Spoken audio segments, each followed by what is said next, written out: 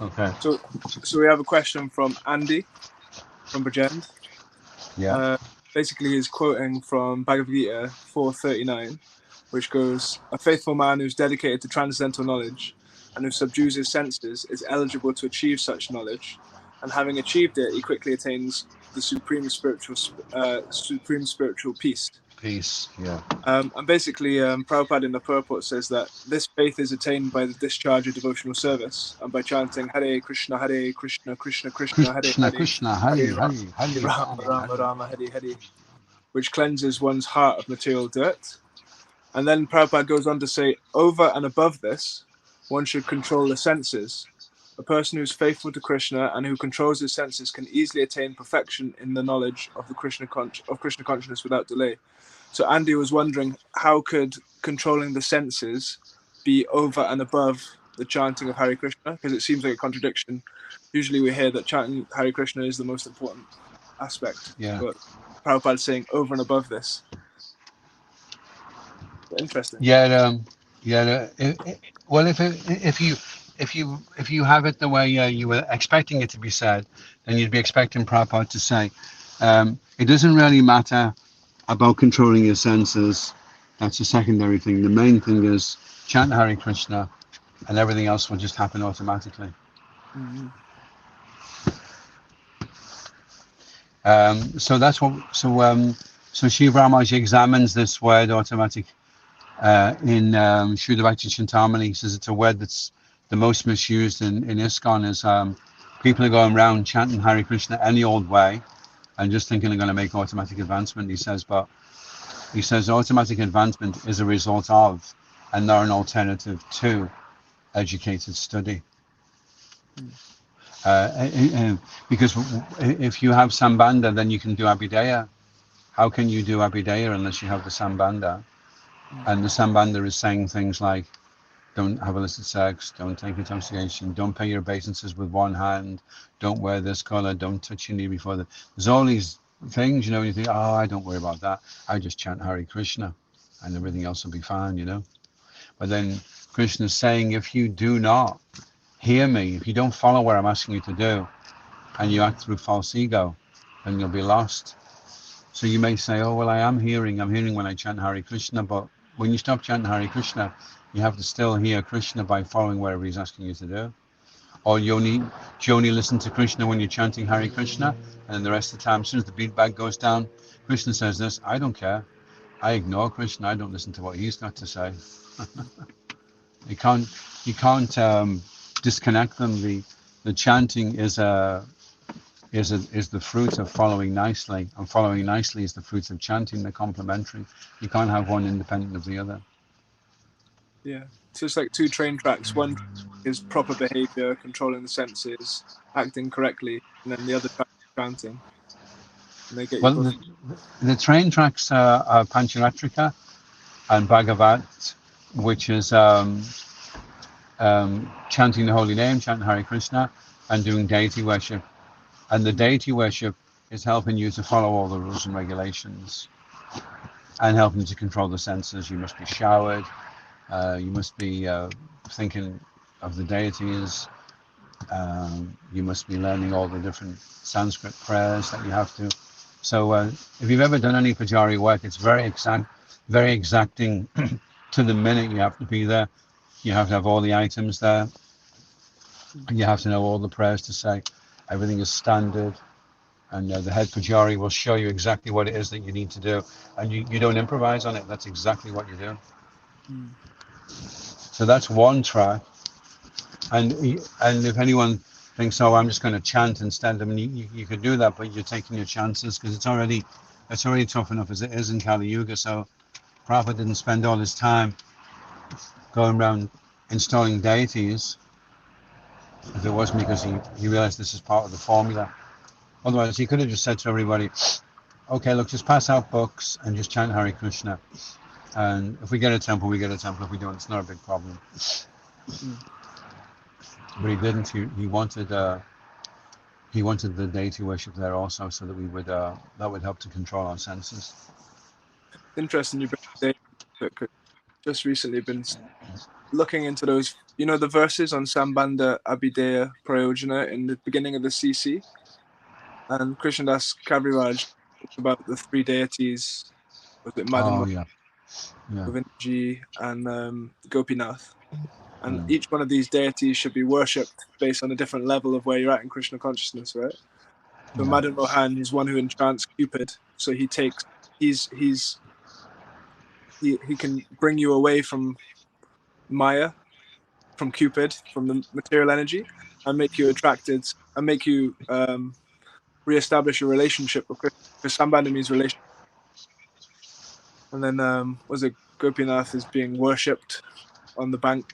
I don't know the verses off the top of my head, but he's like on a jewel throne in the banks of the river, and he's being worshipped by his intimate associates. So that's Abhideya, and then Prayojana is Gopinath in the rasa dancing. But like, is that the river Rava? Potentially, yeah. I haven't got it. But I was just thinking about that, in one of the following purport, Prabhupada says that it's like all Gaudiya Vaishnavas do this, like they worship these deities for these reasons. But like I'd never even heard of this until 2-3 days ago. I don't know if you have any wisdom on that subject. Yeah, I don't know so much about that. I read it and I was fascinated by it.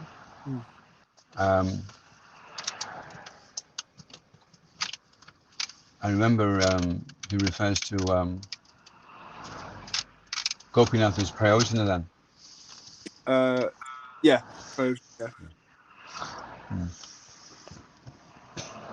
But definitely it's a systematic and scientific process that we're following, and if you think that you can do it whimsically or independently, and it's interesting because the rules and regulations, niyamagraha, if you're too fanatical about rules and regulations, that's a problem. And the other side of that fanaticism is that you're whimsical and you just reject all the rules and regulations. You just decide, and I've seen that with devotees sometimes, the ones that are like really fanatics, they're really over the top, and in the next minute they're selling hot dogs on an industrial estate, from one of those little caravans. So I mean, for me, the real thing is you have to understand why you're following them. You're following them to help you remember Krishna, and if they're not, then you're missing the boat. How do you because even within ourselves we have the fanatical side and the lack side, and oftentimes they're going back and forth against each other. Like we become more balanced, more steady, rather than being too loose and then becoming too strict, and then being too loose, and then going back and forth. That can be really disturbing for the mind. Well, both of them they're just symptoms of immaturity, and it's part of the territory. It's like when you're going around Govardhan. They say that when you're doing parikram around Govardhan, whatever the parikram is like, is predicting what your life is going to be like going back to Godhead. So during the parikram, you go through one section where there's maybe all stones and it's really, really sore on your feet, and it's just what you have to go through. You have to come to the point of being mature and following everything out of affection for the spiritual master and affection for Krishna, because you start to become aware through your mature Krishna consciousness that you have a relationship with these personalities and you're starting to relish it. And then it's easier to just act spontaneously because you're feeling affection, you're feeling attraction, and up until then, Vaidhi Bhakti is the rough road that you don't really want to do it, but you have to do it, and you're just longing for the day when you don't feel like you have to do this or else, but you're doing this because you just love doing it. Would you say purity comes from being too fanatical and then being too loose and then being too fanatical? It comes from experience, or can you get it from some other source? Well, experience means utsahanishchatariat. You have to sustain confident, enthusiastic endeavor over a prolonged period of time. That's what you have to do. Just and then, keep marching forward. Yeah. Dust yourself down. The patience is the hard part, actually, because we become impatient with ourselves. We feel like we should have gone a lot further and experienced a lot more deeper things than we have. We think, oh, you know, the thought by this time I'd have been free of this or free of that, you know. And then we become impatient, and then we lose our enthusiasm, and we lose our confidence. So, and it's no cheap thing. We're being patient, and being tolerant. I mean, being humble and tolerant will definitely reinforce your ability to be patient. So, if you find you are quite an impatient person, maybe you need to look at your false ego. It's kind of amazing. Because we usually on these podcasts we talk about the same groups of verses, like the neck destruction, shiksha. It's amazing how interesting they find, and like you can really, Yeah. they can be really, yeah, like All pervasive. Yeah. they're such a broad way. Like, all of the spiritual. Yeah, I'd recommend everyone read Nectar of Instruction and learn it off by heart. It's such a powerful book. The devotee that's with me here tonight, Kartikeya, that was one book that really impressed him. I think that was his most favorite book, Nectar of Instruction. Yeah, it's powerful. It's so simple, and you can Yeah, wrap it. Rupa Goswami. You know, Rupa Goswami is like our we're Rupa Nuga. So Rupa Goswami is telling us what we need to do to be Krishna conscious. Lord Chaitanya is telling us in the Shikshastakam, and everything's very succinct. It's like in sutras, everything's packed in, because they know, you know, we haven't really got a very developed intelligence. We just need simple things, you know, that we can work on. I mean, for being a guru, learn to control your senses, and that could be a kanishta. You could be a kanishta guru, and we see that we had that. We had gurus in the beginning in ISKCON, and then we see from the way they behaved that they were kanishtas, and then you know, and it was difficult for them. But if they had continued on, they would have become Majjhima, and then some would have become Uttama, because probably the quickest way to make advancement from Kanishta to Uttama is to become a spiritual master. Interesting. But it's also going to be difficult, because you're not only trying to control your mind, you're trying to control, you know, 100 other minds on top of your mind. Take responsibility for other people's minds as well as your own. So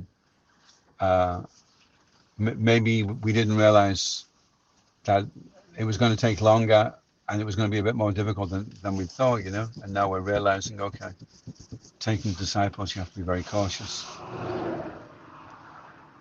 Amazing. Goswami is written so condensed. You've got the whole of Krishna from beginning to end in just 11 verses, and he's done that. Yeah. Because he knows that us people reading it will have a small capacity for, you know, studying massive things, you know. Yeah, first of all, he's saying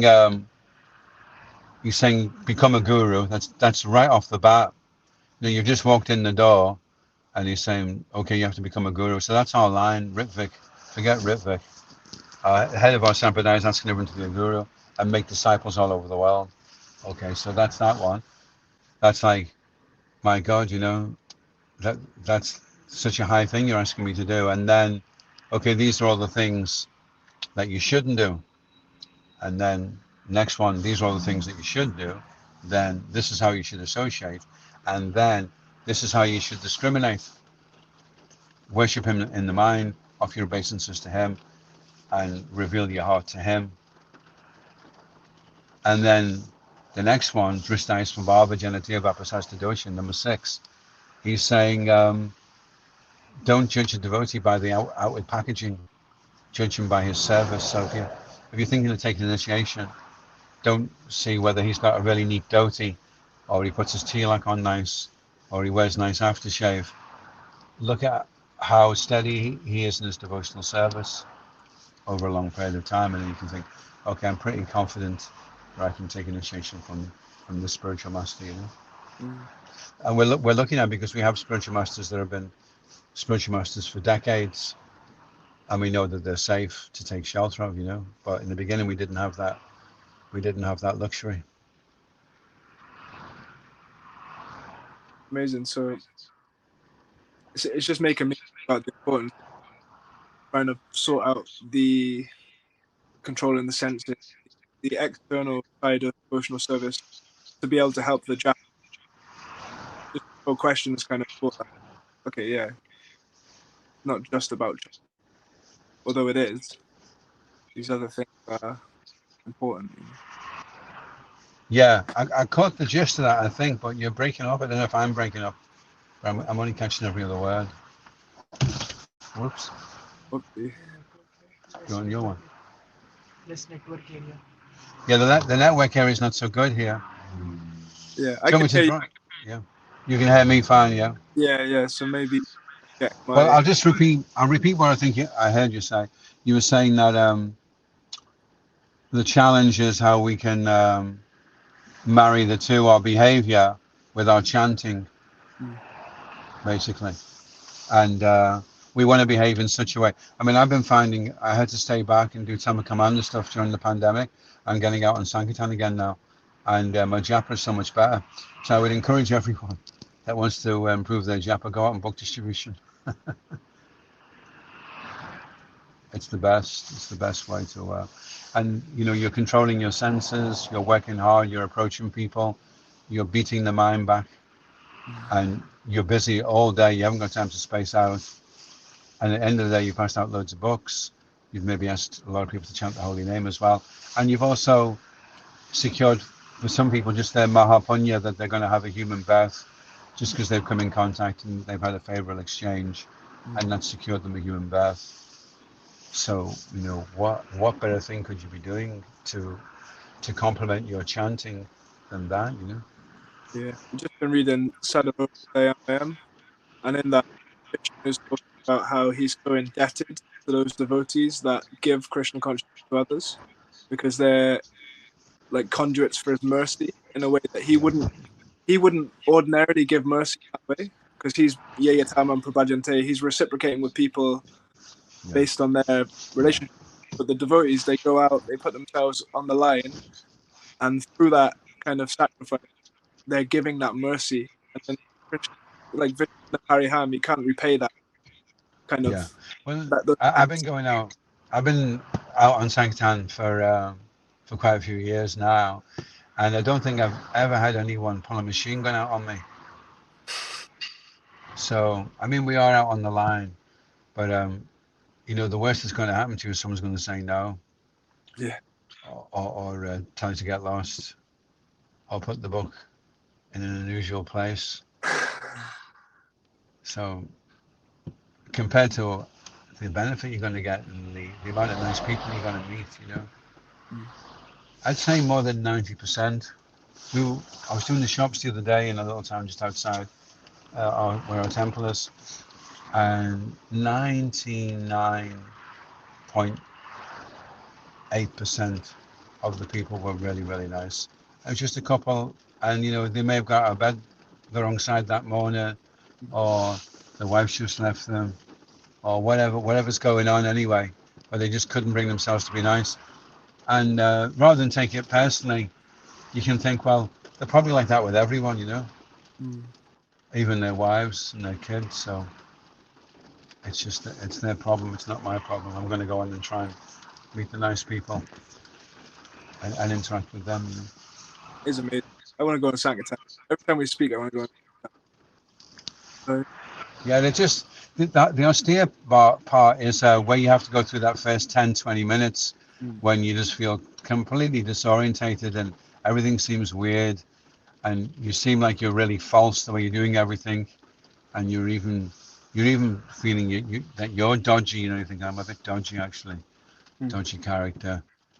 And then after a while it settles down and you start remembering, oh yeah, it's okay, Krishna's God, that's right, Prabhupada. We've got to do books, Lord Chaitanya, okay. And then suddenly it starts to flow again. So you've just got to grit your teeth. I was out with Kartikeya the other Saturday in Edinburgh, And for the first hour, he could hardly do anything. And I said to him, don't panic, just keep working. And Krishna will just turn it on when he decides. And then the next minute, he was going like a skyrocket. The next hour, he broke through. Yeah. And that is when you break through and you get that Midas touch, whatever you touch turns to gold, and you can't wait to get to the next person because it's going to work. You're bubbling over with success, and everyone that comes in contact with you knows that everyone else has been giving, and they just think, okay, well, look, everyone's given.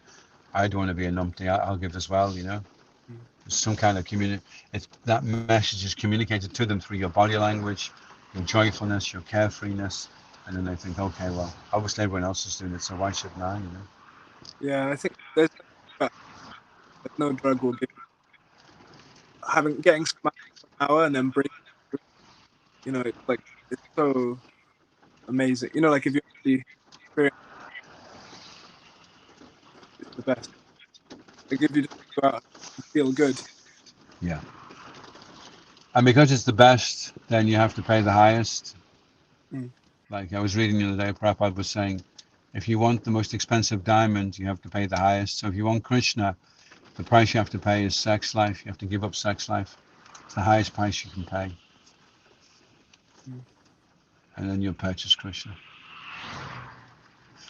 And that's what all the rules and regulations are for, actually, to give up sex life. So if you're chanting, and okay, maybe you're not doing full-on sex life, but you're just doing one shade of another, shades of grey. It's one shade of grey or another.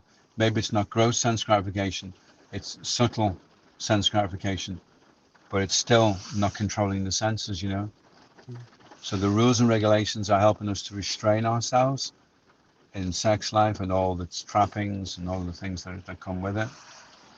And then that will enhance our ability to chant, It's like having a fire, right? You get all the wood and you're just about to light the fire and someone says, oh, I've got a really good idea. What's that? Why don't we pour a load of water on the wood? Oh, yeah, that's a good one. I never thought of that before.